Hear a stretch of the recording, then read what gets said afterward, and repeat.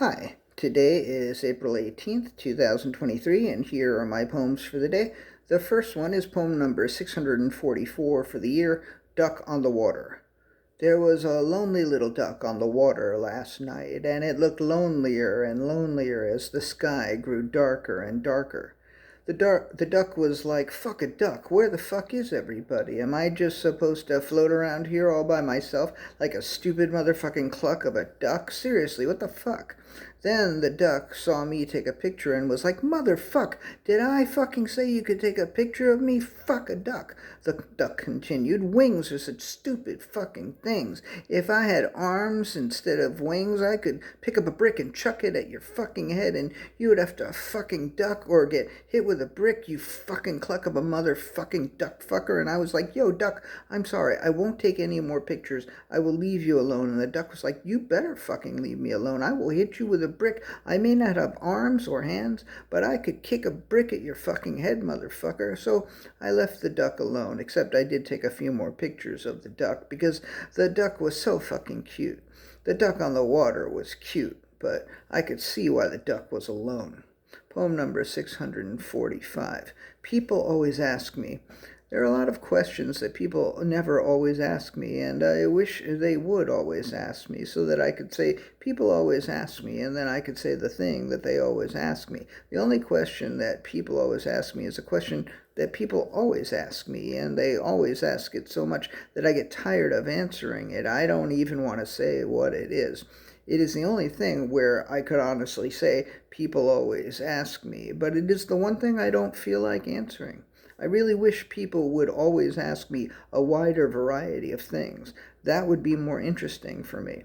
On the other hand, I'm usually happy when anybody asks me anything, even if it's that one thing that people always ask me. Poem number 646, Dildos Made of Glass. People never ask me about that line in that song I wrote a couple of years ago. They never ask me, is there even such a thing as a dildo made of glass? But if they ever did ask me, I would say, I don't know, but once upon a time, a woman I have never met sent me a set of butt plugs made of glass in the mail, but butt plugs made of glass didn't feel right for the song, so I went with dildos. Maybe the moral of the story is, when in doubt, go with dildos. Or maybe the moral is, when life hands you butt plugs, make dildos. I don't know. I'm not always good with morals. Poem number 647, Teaser. There was the woman who claimed she could walk through walls, but only if they were made of sponge. There was the person who claimed to be able to see colors in black and white movies. There was the man who claimed to be able to hear whenever anyone anywhere in the world was talking about him. They were all part of the legion of stupid, worthless, lying heroes.